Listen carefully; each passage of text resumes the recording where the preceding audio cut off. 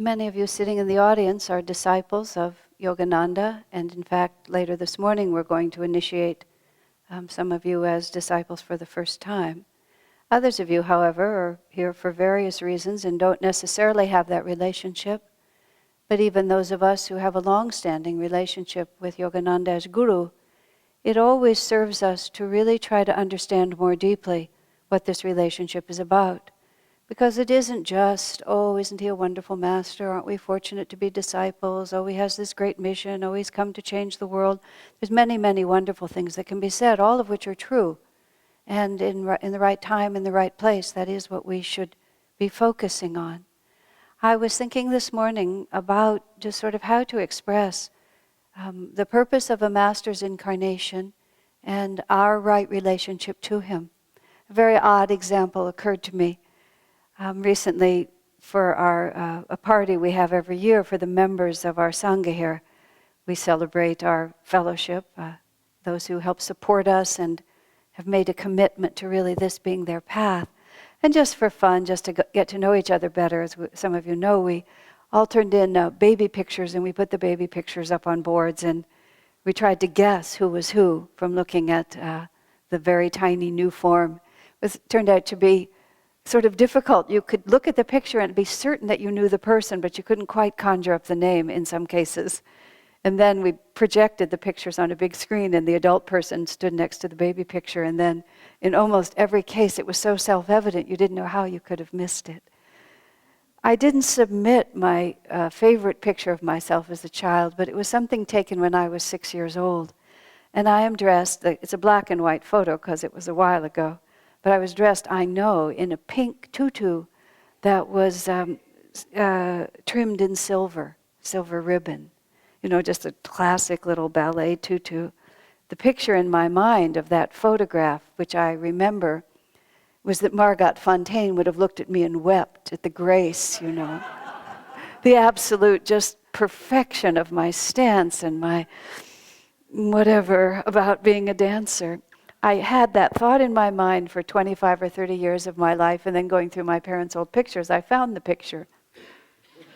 You know, it just had no relationship to the actual expression that I had outwardly, but it reminded me of everything. I shudder to think now how I must have danced.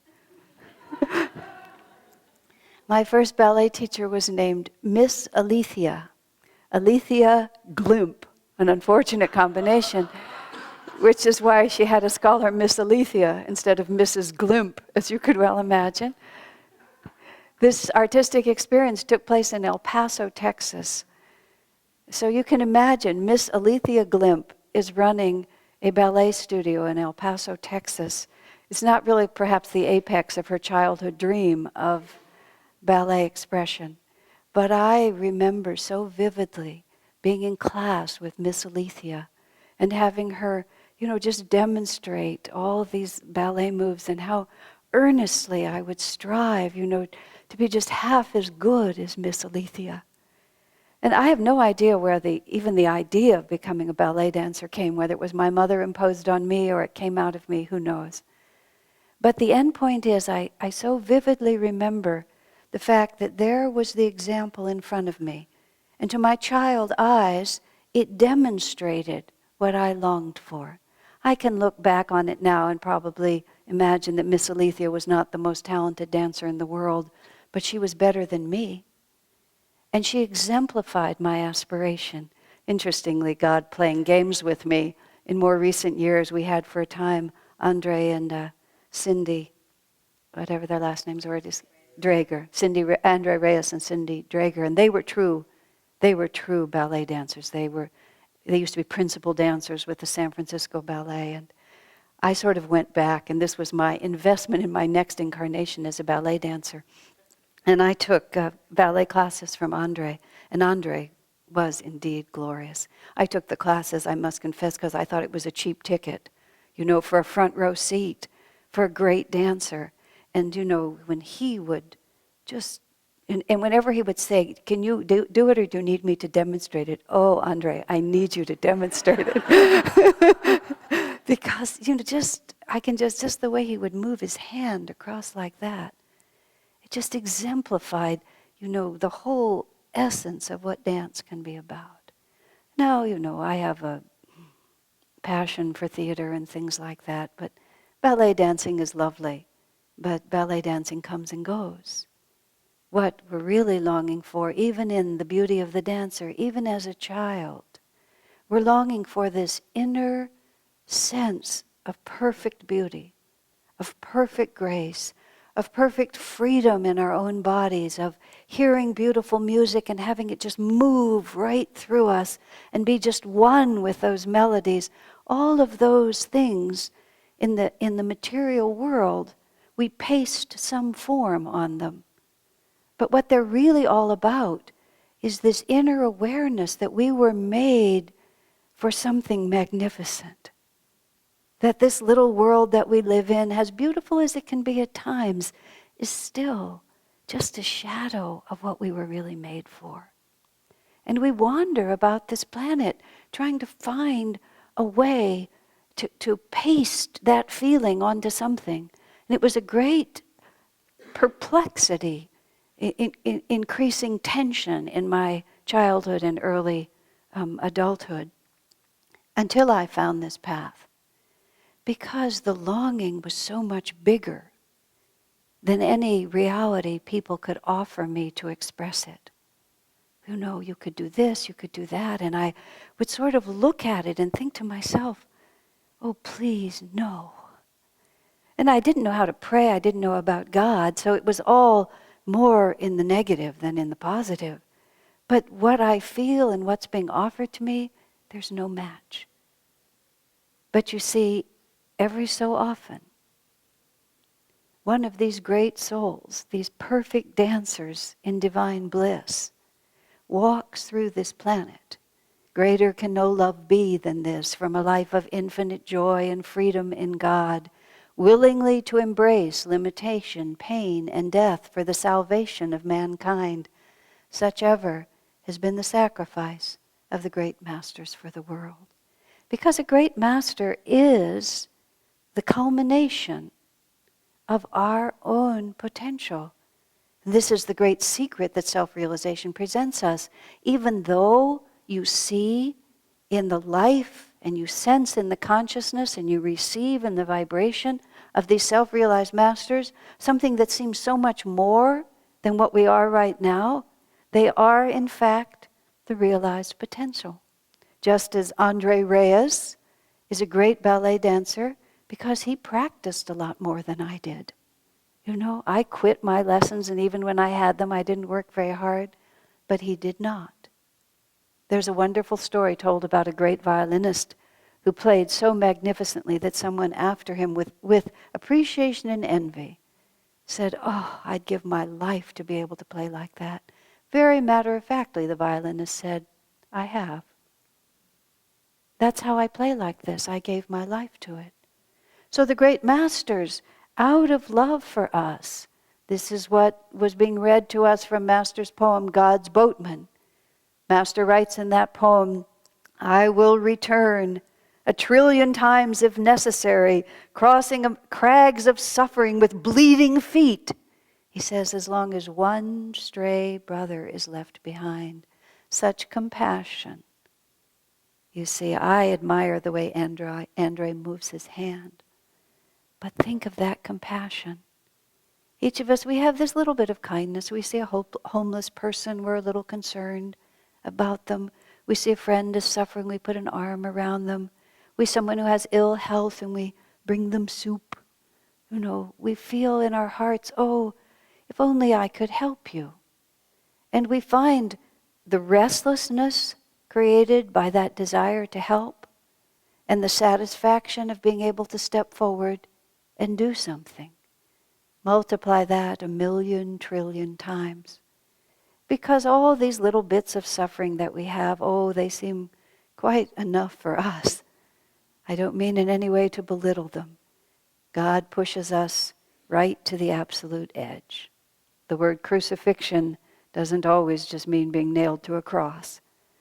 Sometimes it means all the daily trials and troubles that we have. It's enough. And we want to alleviate that in one another, but just imagine what it might feel like to hold in your hand, as the Master does, the key to the end of all suffering. And even more, it's a key that belongs to every single individual. It's not like just this one person has a great talent for the violin. I'm a master teacher. I'll make him a master musician just like me. The self-realized masters look out, and they don't see what we see. We see all of ourselves and all these sort of lumpy changes that we all are, these little forms. Master said once, if you could see yourselves as I see you, you would realize that you are nothing but light, perfect light. And all the little bits of aspiration and inspiration and the ambition and hope that we have 1,000,000 times, that's what the Master feels. And he holds the key. And to take on a physical body, we take on our physical bodies. Jesus used the phrase, forever misunderstood. I alone, he said, was born without sin. So the theology of that has become, well, then the rest of us, I guess, are hopeless sinners. What he actually meant was, he alone was born without karma. He didn't have a reason for being born. From a life of infinite joy and freedom in God, willingly to embrace this limitation. The rest of us have come here not entirely willing, but compelled by our desires, compelled by our misunderstandings, compelled also by our aspiration. But also we have to be here because we have unlearned lessons. But the Master comes for no reason at all. He goes, it's like joining a combat unit in war. It's like entering a prison without having committed a crime, without having been drafted into the army, entering into an environment that is less than ideal, but only for one reason, because one stray brother has been left behind. Now, what does this mean to us? What this means to us is, why do we ever worry about anything? It's just a very simple question which I ask myself really often. Why do I ever worry about anything? Into this world have come, will come, walking among us now, great saints, great masters, those who have given their lives for the only thing that we really desire, and more even than their accomplishment, their hands are open and they are streaming out upon us the key to attaining everything that our heart desires. And all our little worries and all our little anxieties and all our ups and downs, intensely real as they are to us, are just the means through which those masters will reach us. And it's not always easy. That's why Master says, I will weep through my eyes and perchance also through yours. Many the tears that we shed when we move outside of that bliss for whatever reason and find ourselves stranded on whatever island we find ourselves because of our karma. But he is always with us. Before Master left this world, Swami Kriyananda, who was there with him in those last days, said, Sir, when you are gone, will you be as close to us as you are now? And Master looked at him and he said, to those who think me near, I will be near. And so he writes to us, when I am only a dream, seek the one beloved, seek God, because that's where I live. And when we move our consciousness in the direction of the Master's divine home, we find him flinging the door open and inviting us in to stay. What joy.